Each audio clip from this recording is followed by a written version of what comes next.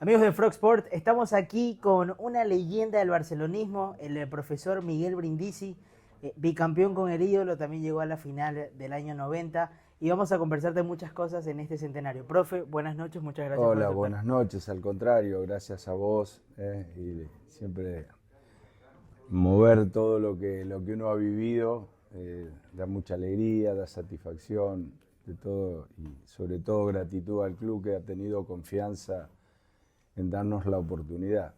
Profe, pero si usted a base de todo lo que logró, usted debía estar acá en el centenario. ¿Qué significa estar acá los 100 años? Usted que es un tipo muy futbolero de No, no, Argentina, donde se respira creo que es fútbol. la gran reunión de toda la familia que pretendimos ser desde un comienzo y que la fuimos alimentando. Cuando hablábamos de toda esa época, fuimos construyendo una familia a través de la convivencia, a través de un estilo futbolístico, ir conociendo nuestras familias, estar unidos, y eso después se lleva al campo de juego. Y había una convicción de lo que se quería, entonces volver a ver a la familia y sobre todo lo que fue el gran sostén que ha sido la gente, porque si a través del recorrido de toda la historia de Barcelona ha sido la fidelidad de su gente. Han habido momentos de incertidumbre, momentos de necesidades y todo, y el público siempre acompañó, el hincha siempre estuvo. Y nosotros en esa búsqueda logramos poder hacer el sostén perfecto de una silla, con las cuatro patas, como digo siempre yo, que era la directiva, que acompañó, apoyó todo lo que fue un proceso, porque no arrancó bien la situación y Correcto. sin embargo nos seguían apoyando, los jugadores, que fueron la pieza fundamental, el cuerpo técnico y la gente, la fidelidad del hincha. Era una silla sólida que manejó mucho los valores del compromiso, de la dignidad, del orgullo por defender los colores de su club, por hacerlo grande no solo ya en el Ecuador, sino a nivel internacional.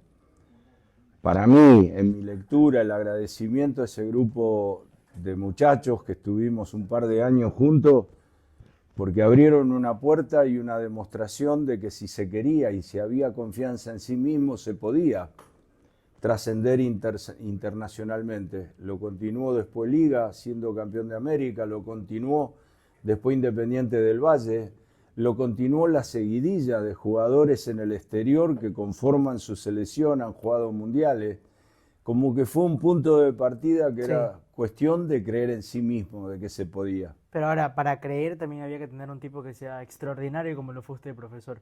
Yo veo que usted le da el mérito a los jugadores, pero muchas veces cuando en las derrotas se le cargan al técnico y en las victorias siempre es los jugadores y esto lo demás.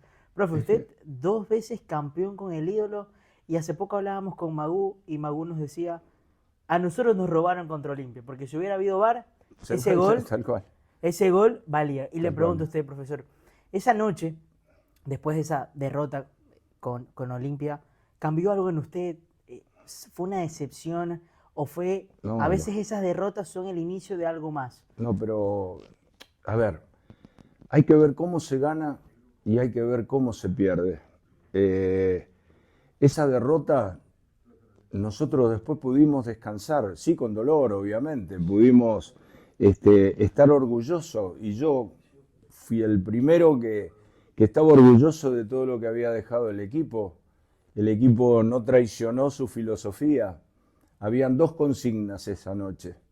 Primero el orden, porque el gol de visitante, si nos marcaban, teníamos que ir por 3 goles. Correcto. Primero era el orden y la misión era un gol por tiempo.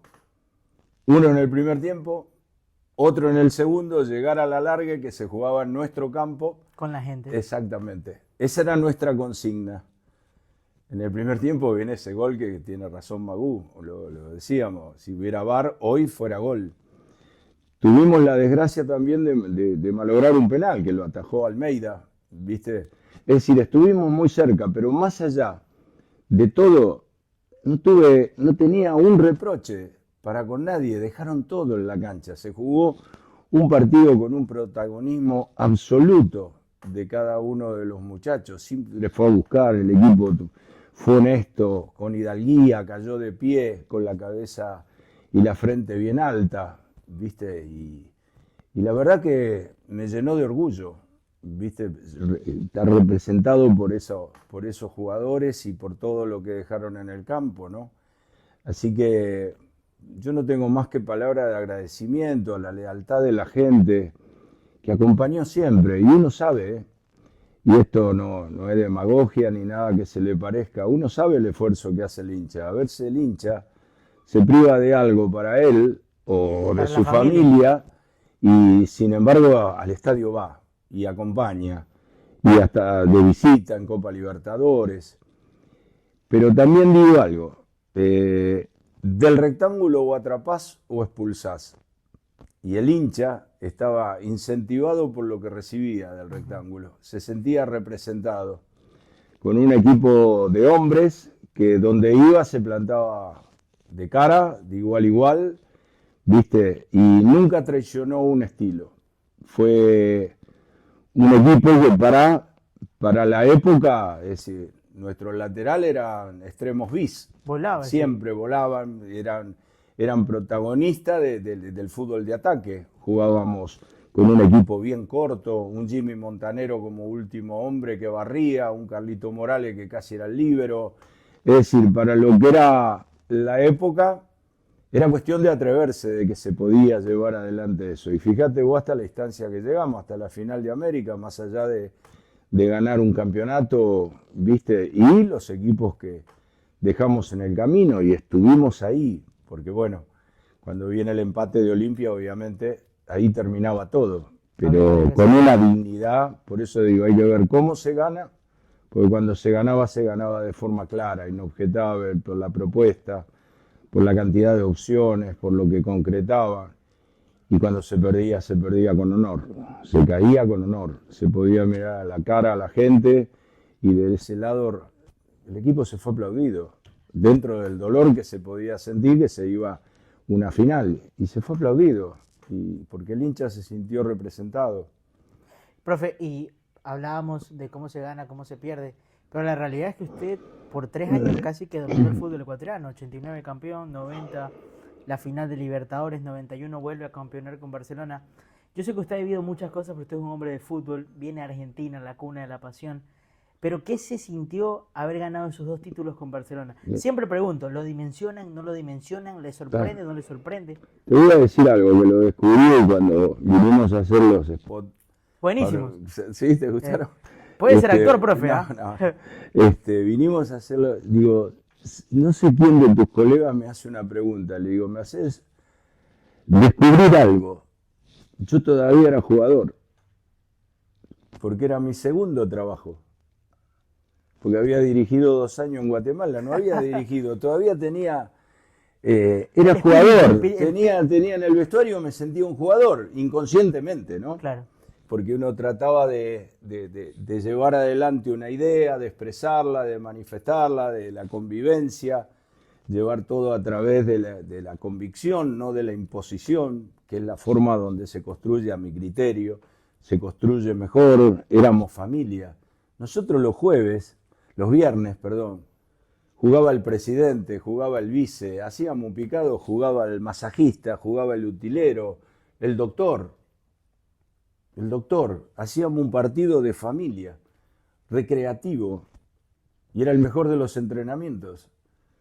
Que eso vos lo lográs, porque es una forma que éramos todos uno solo, que después en el rectángulo se pone de manifiesto, hasta en un relevo, cuando vos tenés una buena predisposición y estás feliz y todo, hasta en un relevo lo haces porque lo estás sintiendo más que te obliguen.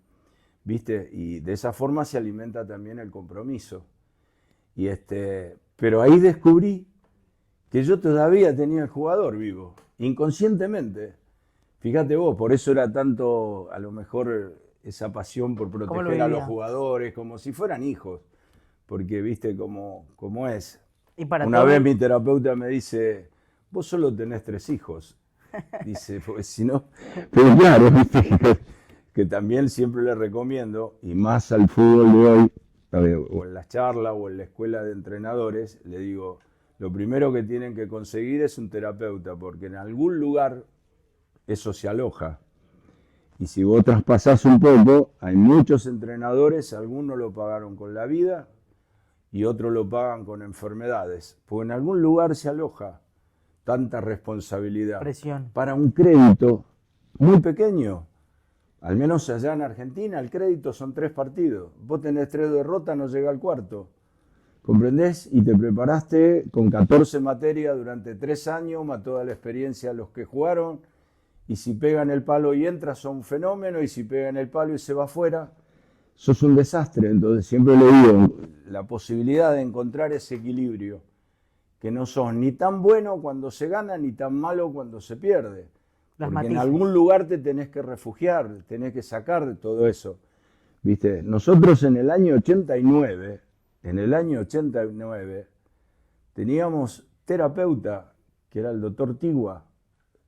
¿Sabés lo que fue y lo que costó introducir la figura del terapeuta dentro del fútbol? Porque lo primero que decían que era el chivato del entrenador. Si un entrenador quiere saber cosas, tiene 1000 voces, si quiere. Hasta interpretar que ese no era el chivato del entrenador, al contrario, lo introducías para que te pueda ayudar, que tu cabeza esté bien y que eso nos va a servir a todo el grupo si vos me venís sano de la cabeza. Correcto. ¿Comprendés? Es decir, se fueron haciendo un montón de cosas. La alimentación, que hoy es fundamental, hoy en todos los cuerpos técnicos, ¿viste? Hasta que te interpretaran de que vos no eras que estabas llevando un amigo. No, el jugador tiene que comer como se debe comer, se tiene que alimentar. Porque, viste, médico, kinesiólogo, masajista siempre existieron. Pero introducir esa figura al asistente social, a ver ese chico cómo vienen, cómo viven, de dónde vienen, todas esas cosas, imagínate, te estoy hablando del año 90. Que era un tabú. ¿Viste? Bueno, pero hay un montón de cosas que llevaron unos años hasta que después tuvimos la alegría de verlo. Cómo un club como Barcelona no iba a tener una cancha auxiliar, cómo no iba a tener su propia concentración, cómo no iba a tener su bus. Se fueron dando con los años y bueno, y por eso hoy tiene la grandeza que tiene. Llegar a un centenario que lo primero que vos sentís es orgullo, ¿viste? Y yo, como entrenador y todos los colegas que después pasaron, lo primero de todo es gratitud. A que el club te dio esa confianza de decir, lleva adelante este proyecto, ¿viste? Entonces, es la forma como de a poco se va creciendo. Y yo valoro mucho la figura del capitán Poulsen, de Isidro Romero, Octavio Hernández y el resto de directivos, porque al principio no nos fue bien, porque en esa época la selección jugaba acá en Guayaquil y eran casi todos de Barcelona y de Emelec, te lo llevaba la selección. ¿Viste? He tenido crítica porque uno se llamaba Grueso y otro Delgado, que me hacían broma, ¿viste? 2 chicos que aparecieron, ¿viste? Y sin embargo terminaron en selección nacional. El Chinito Gómez, que fuimos al Rocafuerte porque me dijeron hay un pibe con condiciones y todo, lo fuimos a buscar al chino. Y bueno, y formó parte, y así se van haciendo, porque antes no estaban las divisiones inferiores que vos podías ver la proyección de un joven y subirlo. ¿Viste? No existía para la época las divisiones inferiores. Hoy el fútbol en el mundo ha descubierto, se ha dado cuenta que la mayor de las inversiones está en los jóvenes, en las formaciones, que estén los profesionales adecuados, acompañando todos esos pibes, cosa que el entrenador cuando llega ve el proceso que viene haciendo los chicos y echa mano al del club.